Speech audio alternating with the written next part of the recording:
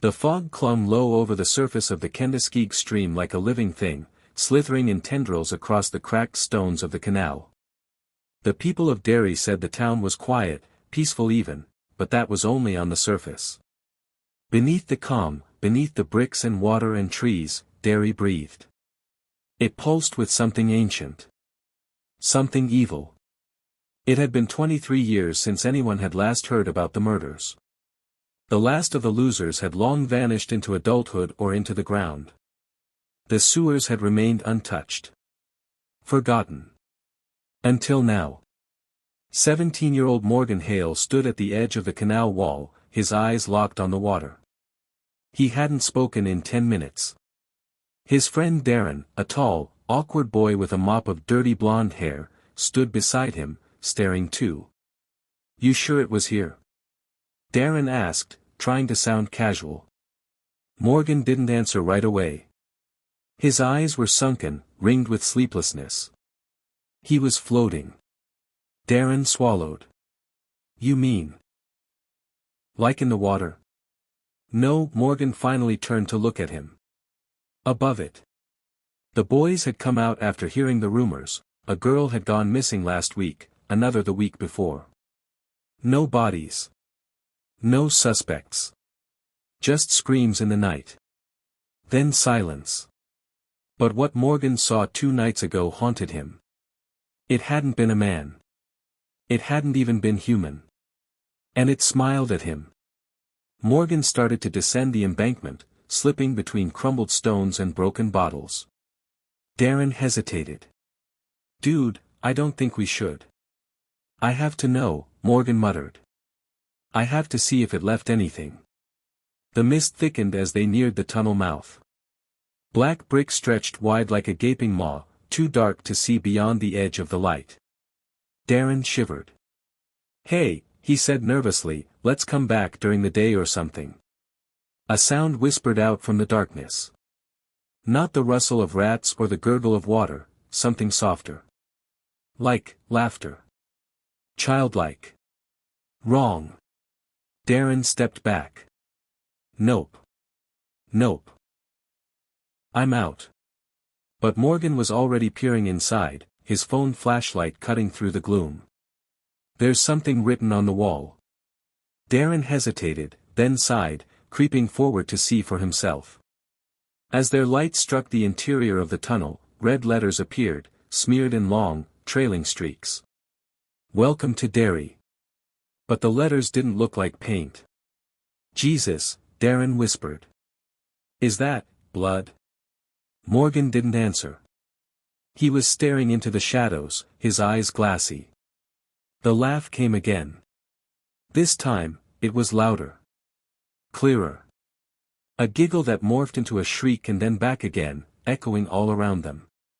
Something moved in the dark. Slithering. Wet. "Morgan." Darren whispered. Then they heard it. "Hiya, boys." They spun. A shape stood just inside the tunnel's mouth now. Tall. Thin. Dressed in a grimy, old-fashioned clown costume. The face, that face, was bone-white with 2 crimson stripes carving down from glowing yellow eyes to a mouth lined with far too many teeth. Pennywise. He tilted his head. Grinned. "Do you want a balloon?" he asked sweetly, voice echoing like a scream inside a metal drum. Darren froze, heart pounding like a jackhammer. Morgan stepped back, shaking. "You're not real," Morgan whispered. "You're not real." "Oh," Pennywise giggled, his teeth snapping open like a bear trap. "But I am. And I'm very, very hungry." Suddenly, the clown moved, too fast, a blur of motion. He was closer now, less than 10 feet away, and the tunnel began to change. The walls melted, black slime oozing from between bricks, the water bubbling as if boiling with unseen heat. Screams echoed from the depths. Hands, small, childlike, reached out from the water, grabbing at the stone ledge, clawing, desperate. Darren screamed and turned to run, dragging Morgan by the arm. "Go. They scrambled up the embankment, breath ragged, shoes slipping on the wet stones. Behind them, laughter roared like thunder, rising into a crescendo of madness. "See you soon." Pennywise sang from below, his voice somehow getting closer, even though they were running. They didn't stop until they reached the edge of town. Darren collapsed on the grass, gasping. Morgan stood, shaking, his eyes wide with horror. "We saw him," Darren choked out. "We actually saw him." Morgan didn't speak. His voice was gone. His mind somewhere else. The clown hadn't spoken to Darren directly. Only to him. That night, Morgan awoke to a soft thud at his bedroom window. He sat up, his mouth dry. The curtains fluttered, although the window was shut. He moved toward it slowly. On the glass, in a red, smeared handprint, was a single word. "Float." Morgan screamed. Outside, in the shadows of the trees, something giggled. And then the red balloon rose slowly into view. The next morning, Derry looked the same as it always had: quiet streets, dew-kissed lawns, neighbors smiling with hollow eyes. But to Morgan Hale, everything felt wrong. The fog clung longer than usual, as if it didn't want to leave. The air tasted like rust. And he swore the drains along the sidewalk watched him. Morgan hadn't slept after what happened the night before. The word on his window, "Float," had vanished by morning, leaving only a faint, greasy smear. His mother didn't believe him. She laughed it off as a nightmare. But Morgan knew. Darren knew too. He sat across from Morgan at lunch, pale, twitching, picking apart his sandwich but not eating. "We have to tell someone," Darren finally muttered, eyes flicking to the cafeteria door like he expected the clown to come waltzing in with a tray of mashed potatoes and grinning teeth. "No one will believe us," Morgan replied. "They'll say we're crazy. Or just kids with overactive imaginations. That's what they want to believe." Darren frowned. "Then what the hell do we do?" Morgan leaned in, voice low. "We find someone who's seen him before." That afternoon, Morgan and Darren headed to the Derry Public Library, a place that smelled of mildew and forgotten secrets. They sifted through newspaper archives and town records, digging deep into the town's quiet history. It wasn't hard to find the patterns. Every 27 years, a string of disappearances. Children mostly. No arrests. No explanations. Just death, or worse, nothing at all. The town always moved on. Smiling. Denying. There was one article that stood out, dated July 1989. A grainy photo showed a group of kids standing together outside the barrens. Dirty. Bruised. Alive. The caption read: "Local children claim sewer monster behind disappearances, town officials dismiss incident as hoax." Darren tapped the image. "That's them. The Losers Club." Morgan nodded. "They survived him. They fought him." Darren squinted. "Think they're still alive?" "Maybe." Morgan scanned the article again. "It says one of them stayed behind. A guy named Mike Hanlon." Mike Hanlon still lived on the outskirts of town, just off an old dirt road lined with gnarled trees and rusted mailbox posts. His house was modest but weathered, like something that had seen storms no one else remembered. Mike answered the door with wary eyes. His beard was peppered with gray, and his hands trembled slightly, but his voice was calm. "I figured someone would come," he said. "The air's been thick lately. He's waking up again." Morgan stared. You believe us?" Mike looked them both over. "I know what you saw. Pennywise doesn't just haunt, he feeds. And every generation, he finds new ways to crawl back." Darren asked, "Why does he keep coming back to Derry?" "Because Derry lets him," Mike said bitterly. "This town is sick. It's built on blood and rot. He's part of it. A parasite under the surface. Morgan stepped forward. We want to stop him. Like you did. Mike smiled grimly. Then you're going to need more than guts and flashlights. You'll need each other. That's how we beat him last time. With unity. With belief. He turned, walked back inside, and returned with a weathered box. Inside were photographs, maps, a tattered journal, and something strange, a sliver of metal shaped like a child's hand. Twisted. Burnt. Artifacts, Mike explained. Remnants of what he leaves behind. They hold memories. Pain. But also power. Morgan reached for the journal, flipping through page after page of horror, sketches of distorted faces, red balloons, pages stained with what looked like blood. Mike continued, he preys on fear. If he can break you, you're his.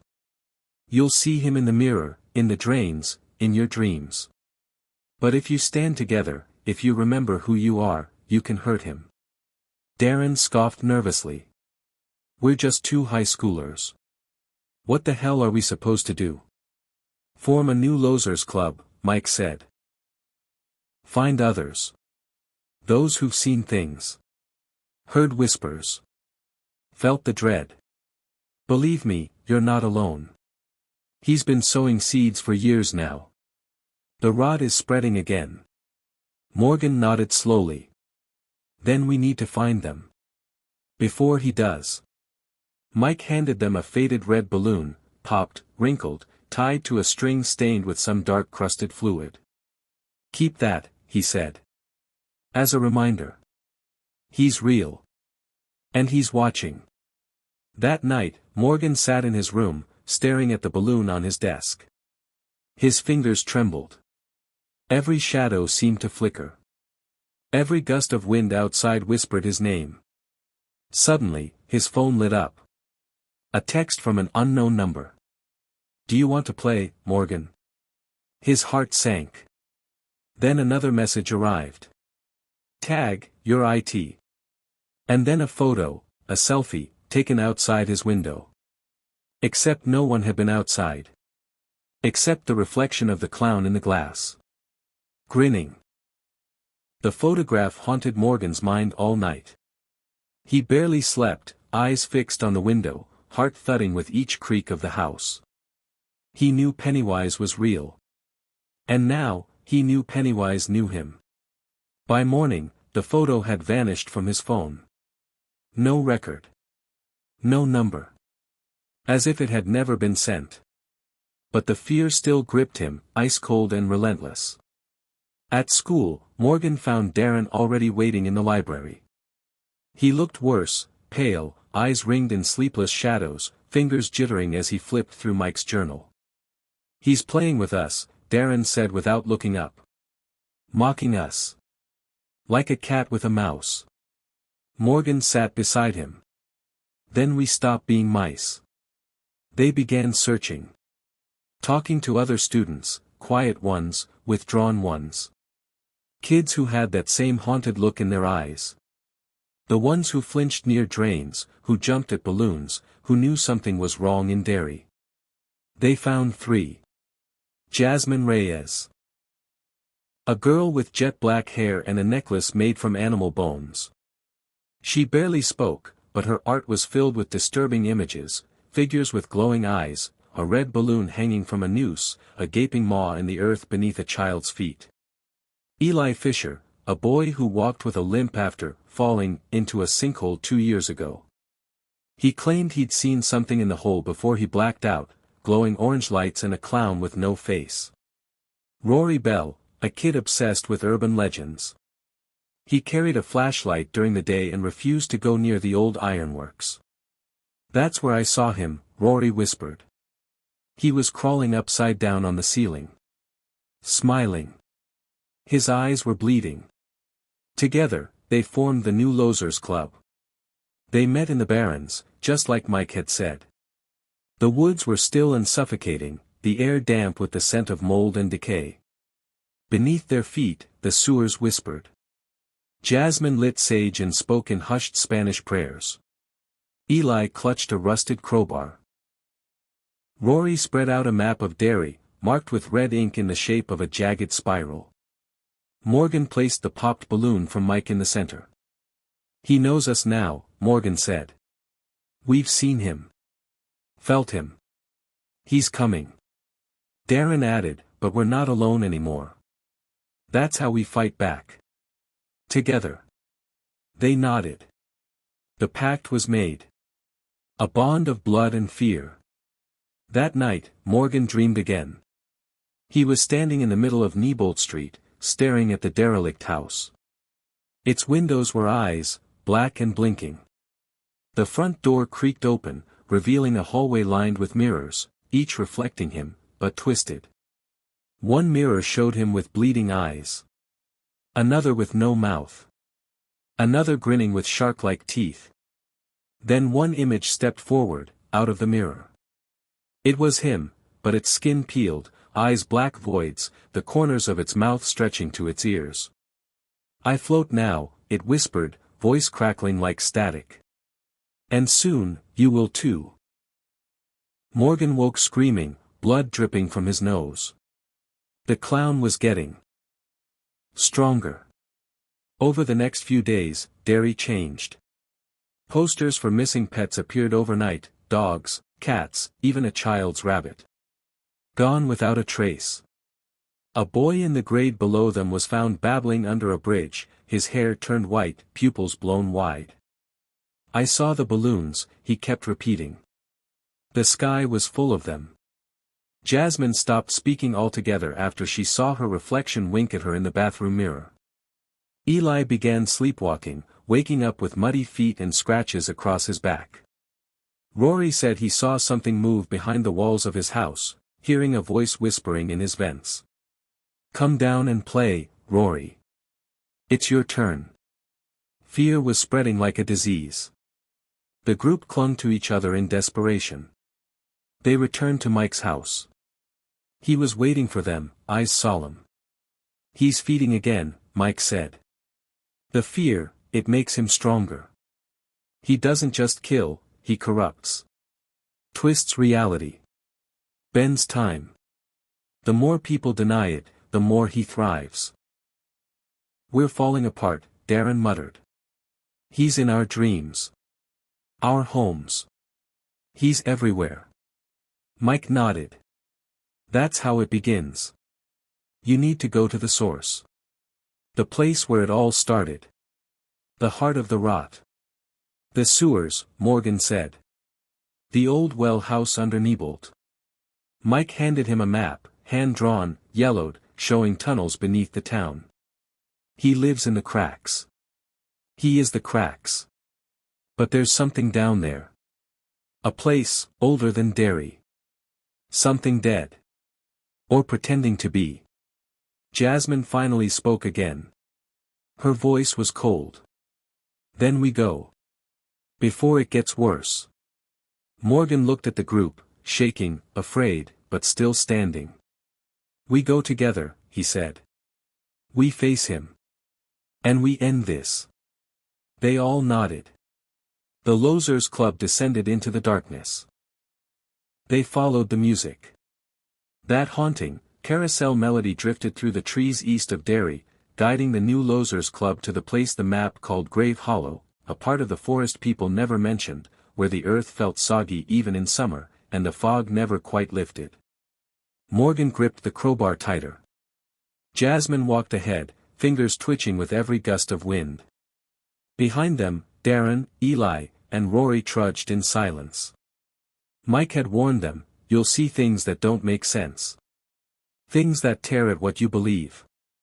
Keep walking. Keep holding on to each other." And so they did. As they stepped deeper, the trees bent unnaturally, as if leaning in to listen. The fog turned red, thick and clinging. The air reeked of old pennies and wet rot. Something ancient stirred below their feet. Then they saw it. A carousel, sitting in the middle of the clearing like a forgotten relic. It shouldn't have been there. It wasn't there yesterday. It couldn't have been built. Not in this tangled mess of earth and roots. But it was. Rusted poles held up grotesque horses, snarling, deformed creatures whose mouths stretched too wide, filled with human teeth. Their eyes were real. Still wet. Still twitching. The ride spun slowly, creaking, though there was no wind. And on one of the horses, sat a boy. Pale. Dressed in a filthy yellow raincoat. Face blank. Eyes glassy. "Jamie Laughlin," whispered Rory. "He disappeared last fall." Jamie turned his head. His eyes had no pupils, just black voids. Blood seeped from the corners of his mouth. Then he smiled, a cracked, unnatural grin. The music distorted. The carousel picked up speed. Red balloons burst from the soil like flowers, hundreds of them, their strings twitching like worms. Some carried faces, familiar ones. One balloon showed Jasmine's mother, screaming. Another bore Rory's missing sister, her mouth sewn shut. Morgan stepped forward, but the ground cracked. Something rose. The earth split open like a wound, and from beneath the carousel, it emerged. Pennywise. But not like before. This was its true form, taller than the trees, limbs impossibly long, bones twisting with wet cracks. Its head was misshapen, too large, as if it were growing to contain more hunger. Its eyes shined golden, but its mouth. Its mouth was open, wider than any mouth should go. Rows of teeth spiraled into the darkness within, and something inside the mouth moved. Faces. Screaming. Trapped souls. "Welcome back," Pennywise whispered. The voice came from all directions, echoing inside their heads. "You're just in time, to feed me." Jasmine screamed. Rory dropped to his knees, clutching his ears. Pennywise lunged. Morgan swung the crowbar, hitting air. The clown dissolved into a swarm of flies, then reformed behind Eli, wrapping long fingers around his neck. Eli gasped, eyes bulging, until Darren tackled the creature, knocking it back. Pennywise laughed. "Still playing heroes, are we?" He pointed a finger at Morgan. "You don't remember what you really are, do you?" The ground around Morgan writhed. A mirror-like puddle formed, reflecting not his face, but Pennywise's, smiling back at him. "I live in your blood now," it hissed. "I always have." Then the puddle exploded in a gush of red, soaking Morgan. They ran. Through the trees. Through the fog. Screams echoing all around. Every branch seemed to grab at them, every shadow lunged with grinning teeth. When they finally collapsed outside the woods, the music had stopped. The fog was gone. But Grave Hollow remained behind them, quiet. Watching. They had barely escaped. Eli coughed blood. Jasmine clutched her sketchbook, pages torn. Rory had bite marks on his arm, human ones. Morgan stared at his hands, now stained red. The clown had touched him. The clown had spoken to him. And something inside Morgan whispered back. Derry was changing. Not in some metaphorical, poetic way, physically. Cracks spread across the pavement like spiderwebs, veins of something dark oozing from underneath. Houses flickered in and out of sight. Streetlights glowed red for no reason. The sewers gurgled with a sound like breathing. The town was sick. Rotting. Bleeding from beneath. Morgan felt it in his bones, something deep below was pulsing, alive, and angry. Ever since Grave Hollow, it had been growing louder in his head. He would black out for moments and wake up facing mirrors he hadn't remembered walking toward. His nose bled constantly. And at night, he dreamed of a giant, red-eye watching him from under the earth. The others were unraveling too. Eli hadn't spoken since the woods. His wounds had turned black at the edges. Darren claimed to see strings attached to people's limbs, pulled by invisible hands. Jasmine kept drawing the same symbol over and over again. A spiral, like a whirlpool, but filled with screaming faces. Rory was missing. Gone. His parents hadn't reported it. No posters. No police. It was like the town had simply erased him. Only the group remembered. "It's him," Morgan muttered. "He's eating people out of existence." Mike Hanlon confirmed it. They met in the basement of his burned-out family store, surrounded by files and maps dating back centuries.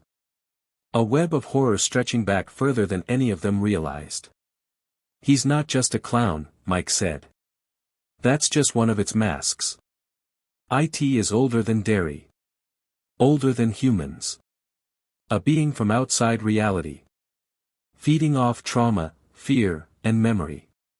"Memory?" Jasmine asked. Mike nodded. "He isolates you.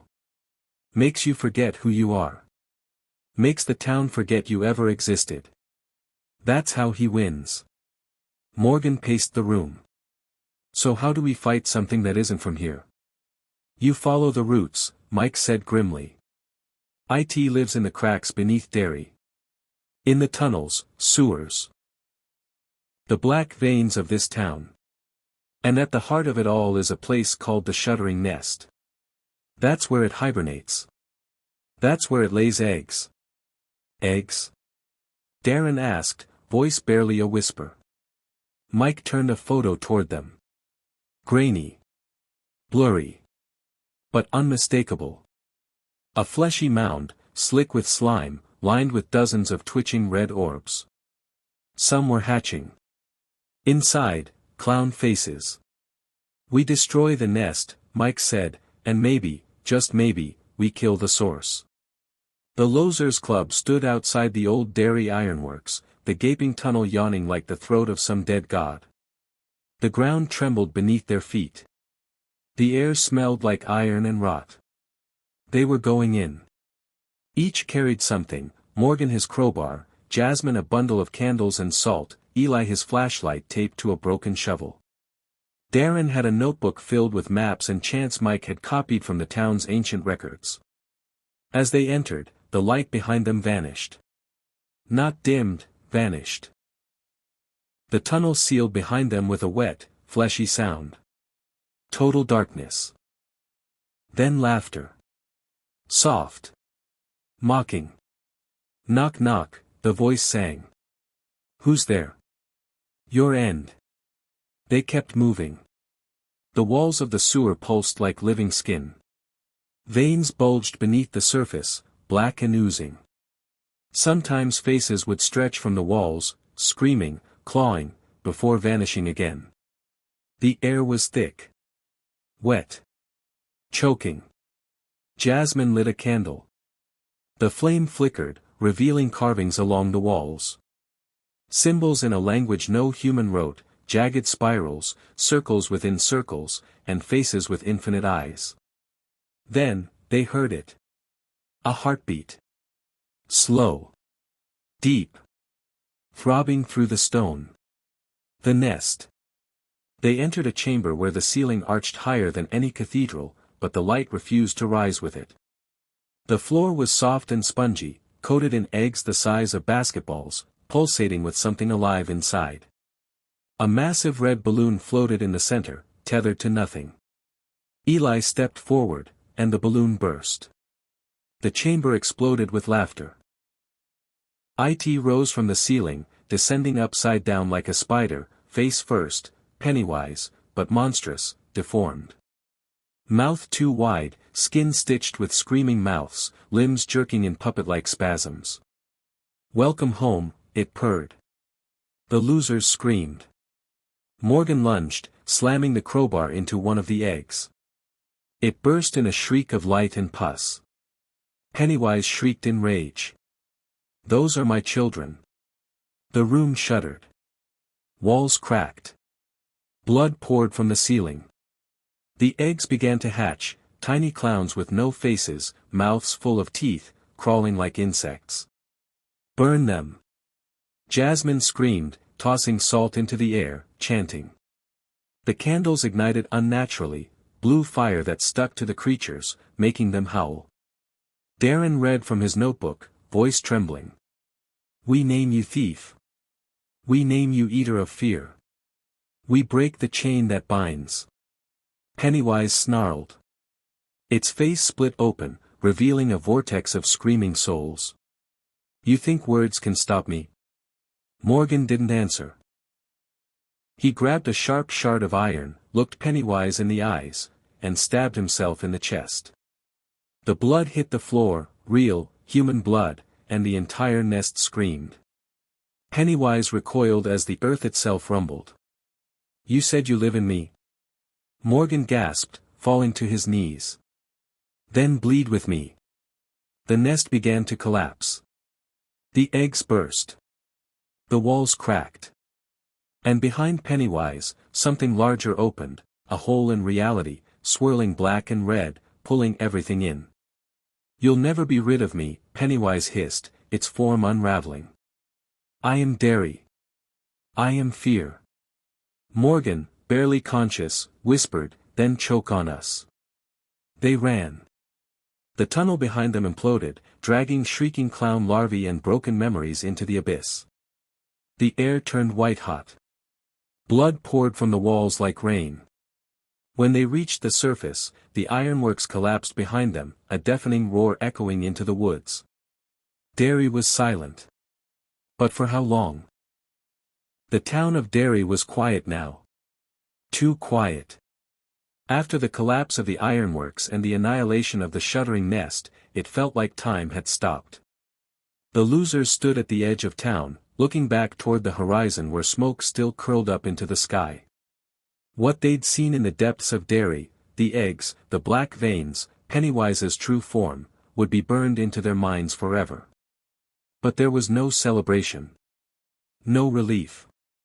Because Rory's house was still gone. His street didn't exist anymore. His name still drew blank stares. The town had not healed. And worst of all, the heartbeat had not fully stopped. Morgan lay in the hospital, his body weak from blood loss. His chest was bandaged, his dreams stained with white gloves and yellow eyes. He wasn't alone. Sometimes he'd hear a laugh from under his bed. Sometimes the walls bled. Sometimes he'd see balloons tied to the floor rack, only to vanish when the nurse entered. But the worst part? The others were changing. Jasmine no longer spoke. She scribbled endlessly in her notebook, her fingers raw from pencil splinters. The drawings were always the same, a spiral made of teeth, swallowing children. Darren had gone blind. His pupils were gone, just voids.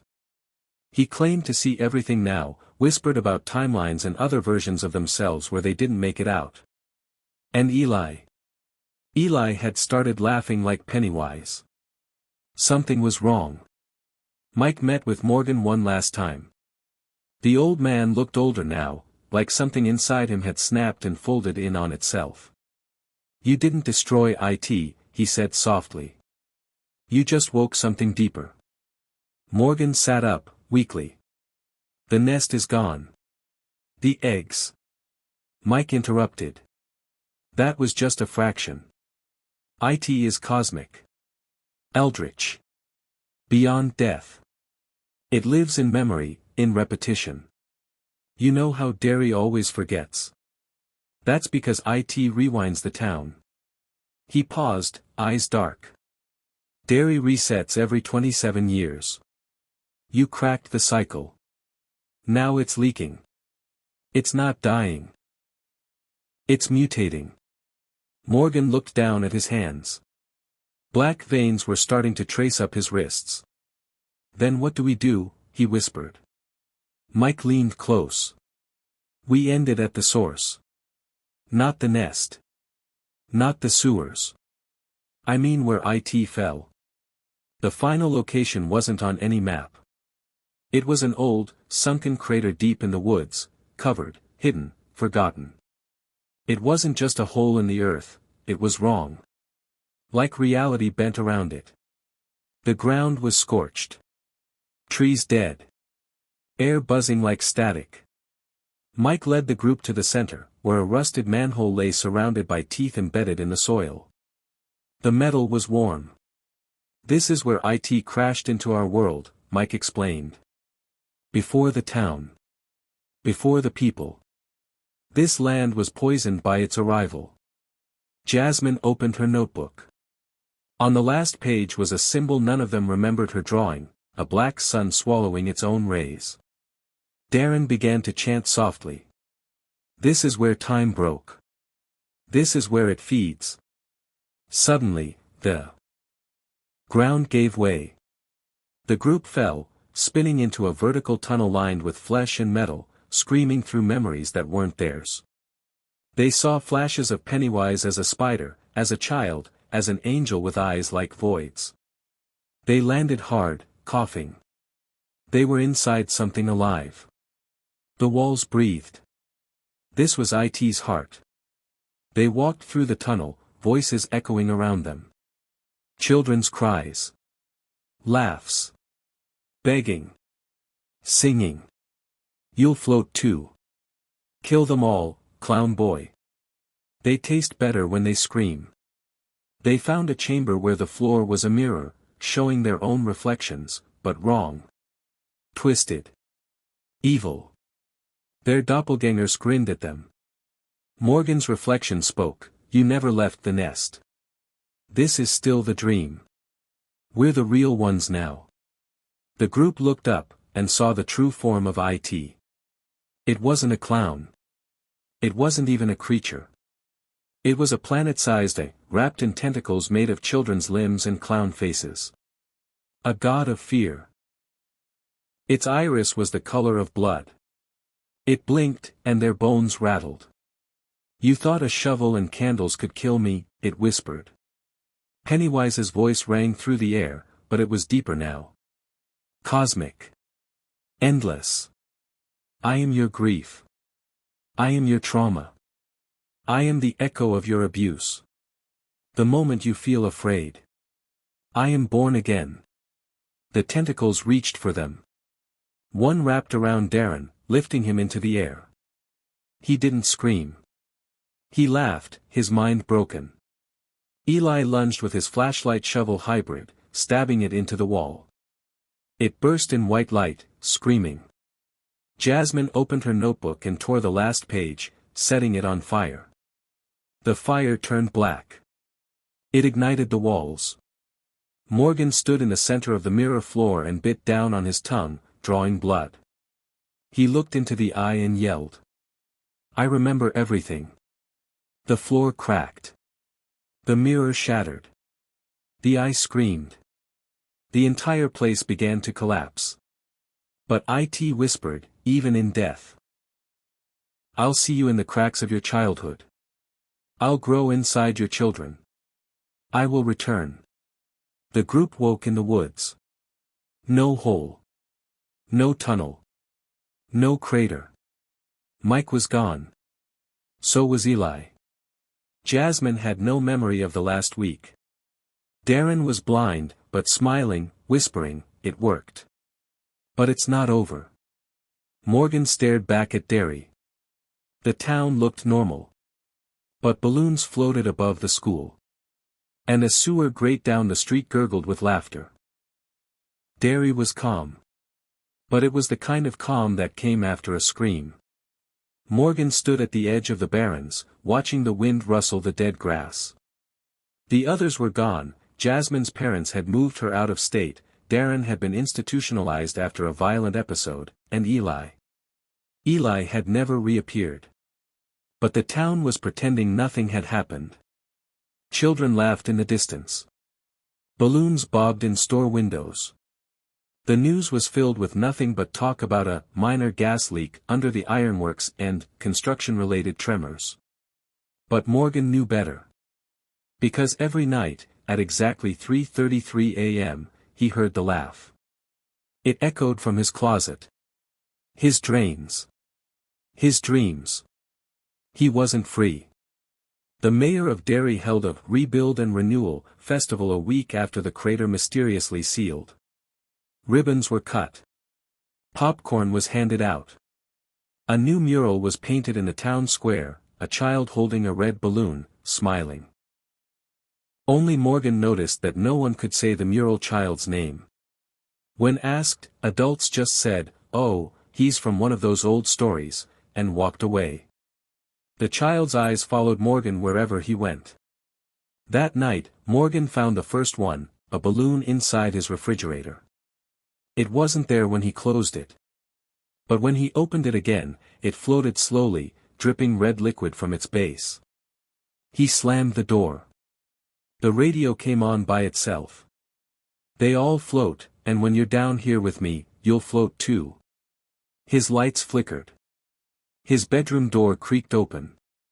And standing just outside it was Eli. Eyes bloodshot. Skin pale. Mouth sewn shut.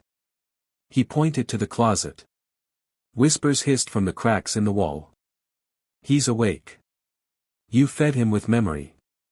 Now he feeds on the world." Morgan ran to the barrens. He needed answers. But the old sewer entrance had collapsed. The woods were silent. Then he heard it. Footsteps. Slow. Heavy. A voice behind him, playful and rotten. "Tag. You're it." Morgan turned. There stood Pennywise. But this wasn't the clown from before. This version had evolved. Its head split into 4 flaps, revealing rows of blinking eyes. Its fingers were too long. Its suit was stitched from children's clothes, soaked in red. And its smile was wider than its face. "Miss me?" it cooed. Morgan backed up, but the ground pulsed like flesh beneath his feet. "You broke the cycle," Pennywise hissed. "You let me spread. Not just through Derry. But through grief. Through trauma. Through memory." He grinned wider, leaning down to Morgan's level. "I'm in every parent's nightmare now. Every child's shadow. Every scream in the dark." Morgan pulled the rusted pipe from his belt and swung. The pipe passed through Pennywise like smoke. "Still don't get it, do you?" Pennywise whispered. "I'm not just IT. I'm you." The world shattered. He was in his childhood home now. His father, the real one, stood over him, belt in hand. His mother cried in the corner. "You were always afraid," his father said. "That's why he found you." Morgan turned away, only to find Jasmine hanging from a tree, her face twisted, mouth muttering. "He's not in Derry anymore." Morgan screamed. The world melted. He stood in a void now. Infinite. Silent. And in the center, a throne of balloons. On it sat Pennywise, now monstrous, twisted into a shape that barely resembled anything human. More spider than clown. More god than monster. And floating around it were versions of Morgan. Some screaming. Some dead. One was laughing madly, carving a red balloon into his own skin. Pennywise reached out, clawed fingers like daggers. "This is your kingdom now. You're my herald." Morgan clenched his fists. "I'm not afraid anymore." Pennywise's grin faltered. "I've seen what you are," Morgan growled. "You're not eternal. You feed on fear.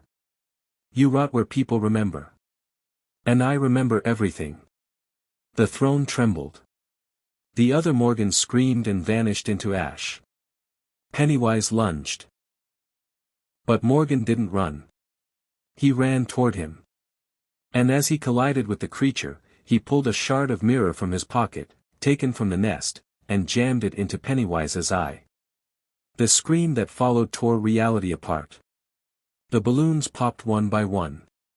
The void collapsed. Morgan awoke in the center of town. It was morning. The sun was out. Derry looked normal. People passed him on the street. No one noticed the blood on his shirt.